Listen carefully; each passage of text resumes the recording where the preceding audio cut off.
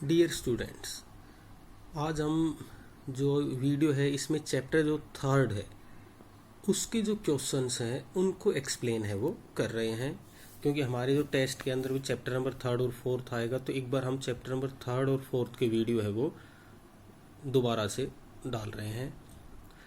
Question है हमारा first, describe the major source of Roman history, यानी कि रोमन जो इतिहास है उसके मेन सोर्स क्या है।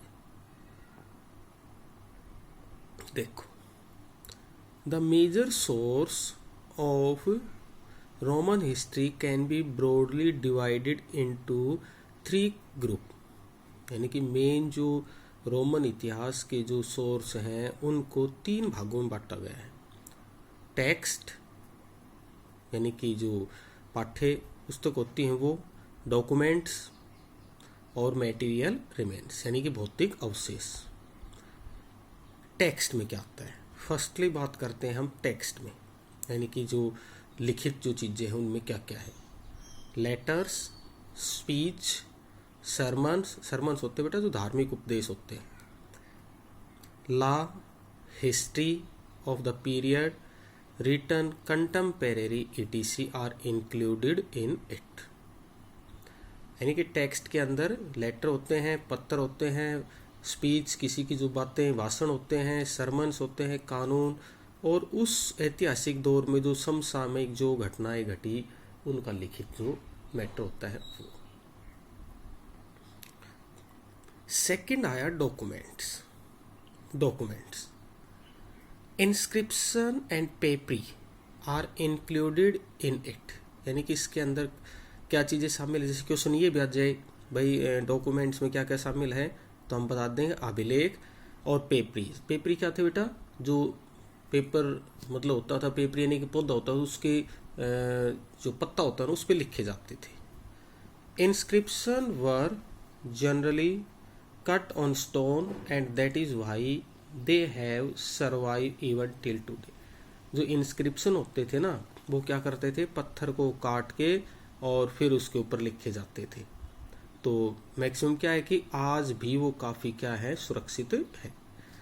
A large number inscriptions have survive in both Greek and Latin. Maximum जो अभिलेख है ना वो दोनों ग्रीक और लैटिन दोनों जैसे कि उसमें मिलते हैं। Thousands of contract, letters, account and official document have survived on papyrus which was a reed like plant and whose leaves were used for writing। क्या था कि जो एक पौधा होता था उसके जो पत्ते होते थे ना भाई, उनके ऊपर लिखा जाता था। पेपरस का जो पौधा है वो उसके पत्तों के ऊपर लिखते थे। तो ये डॉक्यूमेंट्स आज हमें मिलते हैं, हालांकि पेपरस वाले तो नहीं मिल पाते, वो टाइम के अकॉर्डिंग क्या हो गए, डिस्ट्रॉय हो गए, थोड़े बहुत अवेलेबल हो पाते हैं। फिर आया material remains. A number of item are include material remain, they are mainly discovered by archaeologist. जो आर्कियोलॉजिस्ट हैं उनको काफ़ी बड़ी संख्या में इस तरह के भौतिक अवशेष है वो मिले। क्या क्या इसके अंदर, these include monuments, building, kinds of structure, coins, pottery, mosaic, entire landscape etc। ये सब चीज़ें भौतिक अवशेष के अंदर शामिल होती हैं और हमें ये मिलती है।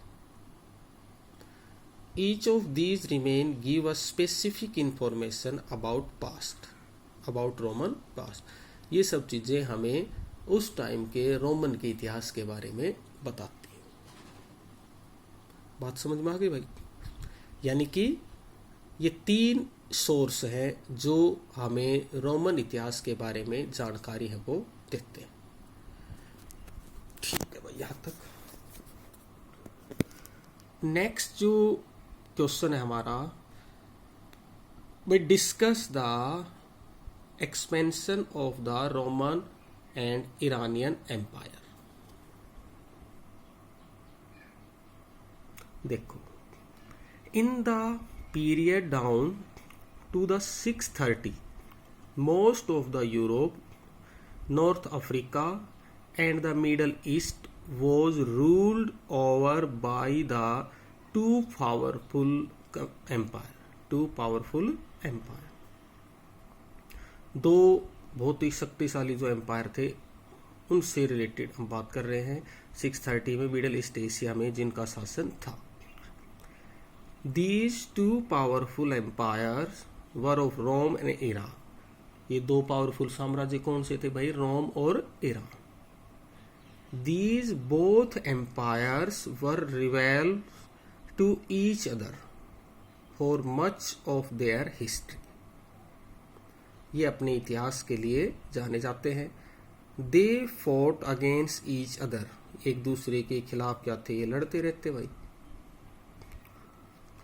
Both of these empires were separated only by a narrow strip of land which ran along the river Euphrates, and they both lay next to each other.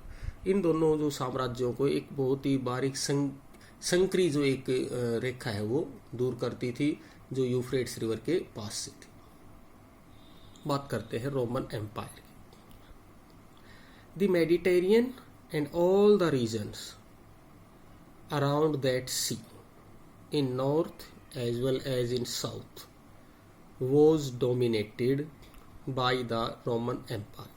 जो मेडिटेरियन और उसके आसपास का जो समुद्री क्षेत्र था उत्तर और साथ साथ दक्षिण में वो रोमन साम्राज्य के द्वारा डोमिनेटेड था.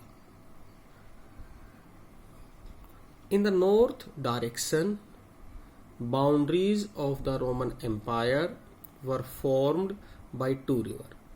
यानी कि उत्तर जो दिशा के अंदर रोमन साम्राज्य की जो बाउंड्री थी, सीमा जो थी, वो दो नदियों के द्वारा तय थी. The Rhine and the Danube. Rhine और Danube. In the south direction its boundaries were formed by the huge expanse of desert Sahara. और इसके दक्षिण में की जो बाउंड्री तय करता था क्या? सहारा रेगिस्तान.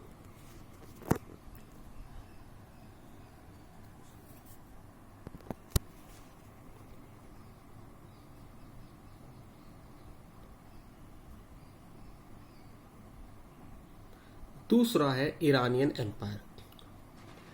Whole of the area towards south of the Caspian sea down to eastern Arabia. यानी कि जो कंप्लीट दक्षिण और कैस्पियन सागर से जो घिरा हुआ पूर्वी जो अरेबियन जो क्षेत्र था वो उसका हिस्सा Afghanistan were control by the Iranian empire और ईरानियन साम्राज्य का इस पर अधिकार था. Both of these super powers had divided most of the world which is known as ताज in is Chinese.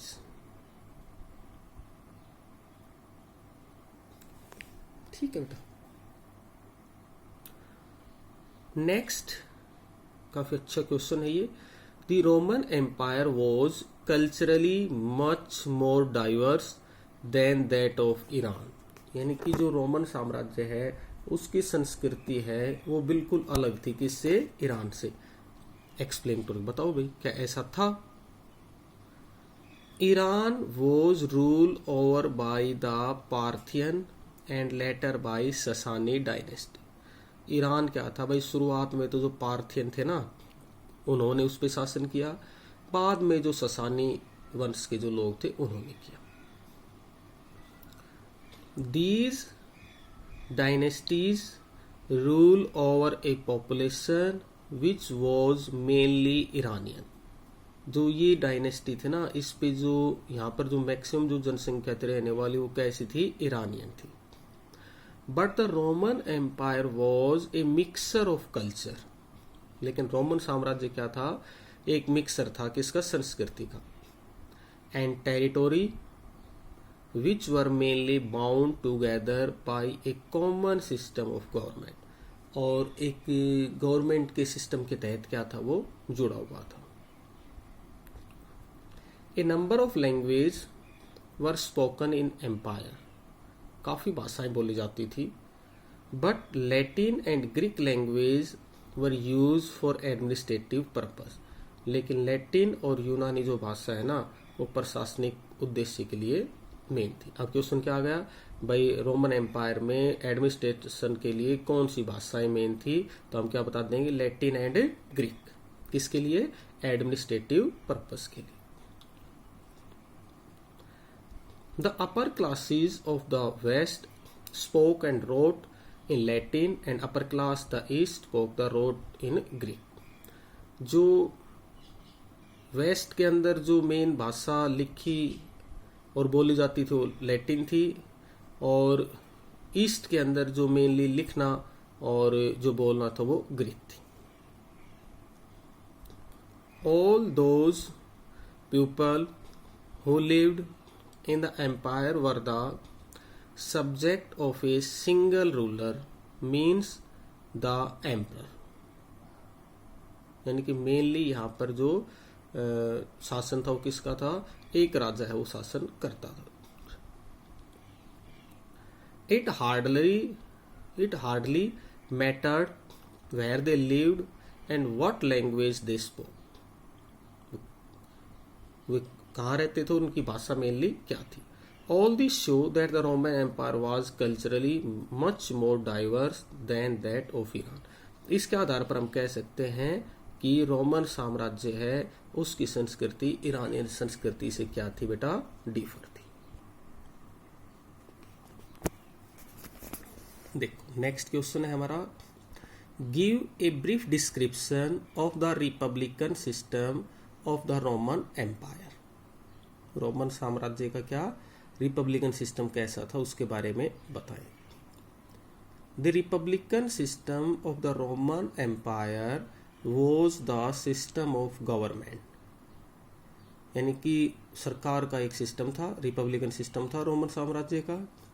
In which the real power vested in the senate, जो उसकी जो मेन पावर किस में थी? सेनेट में थी। Member of the senate enjoy A life long term. जो सेनेट के मेंबर होते थे ना, जैसे एक बार चूज हो गया तो वो जीवन भर रहता था। For it wealth and Prestige of office were of more importance. उसका जो प्रेस्टीज वगैरह और उसके जो ऑफिस हमेशा क्या थे? बहुत ही महत्वपूर्ण रहते थे। So the senate were dominated by rich people. जो सीनेट था ना उसमें सभी कैसे लोग थे भाई? अमीर लोग थे।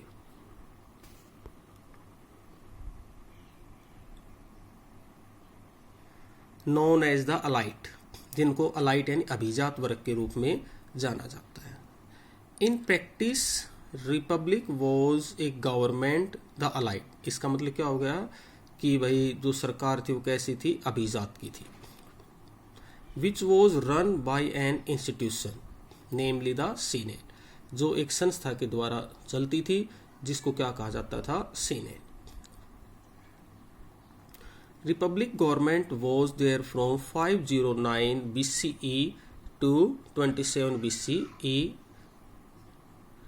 In 27 BCE, it was thrown by Julius Caesar, adoption successor Octavian, and he himself became the emperor of Rome. और उसके बाद में क्या हो गया? जो ऑक्टेवियन था, जूलियस सीजर का जो मेन जैसे कि उसमें था, उसने वो उस रोम का सम्राट है वो बन गया।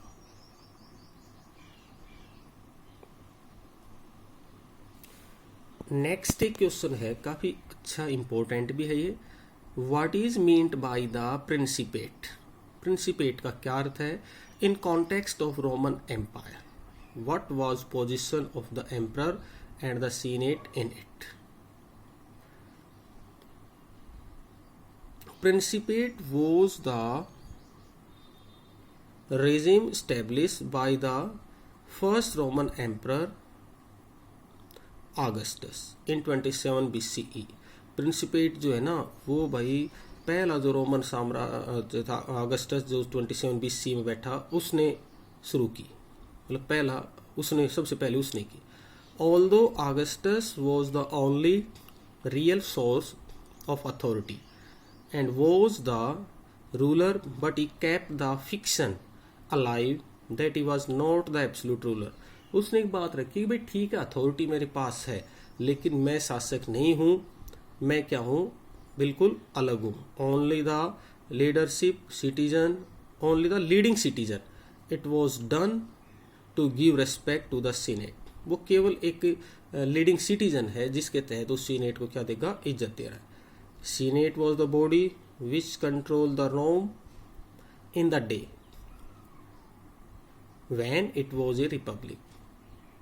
The existence of this institution remained for century. ये जो संस्था है काफी लंबे कई शताब्दियों तक चली। This institution was representing the aristocracy and elite, means the wealthiest family of Rome. But later, on Italian descent, mainly landowner were also included in it. लेकिन मेनली इसके अंदर क्या है, जो रोमन साम्राज्य के अंदर जो लैंड ओनर वगैरह थे वो इसमें इंक्लूड थे। एम्परर वर जज by the fact that how they behave towards senate. जो राजा था उसने देखा कि भाई ये सीनेट के प्रति इनका मेनली व्यवहार कैसा है। Hostile emperors towards senatorial class were जज as the worst emperor. Many senators yearn to go back to the age of the republic, but most of the senators must have realized that this was not possible. Maximum जो senator क्या थे भाई, जो इस चीज में विश्वास नहीं करते थे, जो ये चीज पॉसिबल नहीं हो सकती।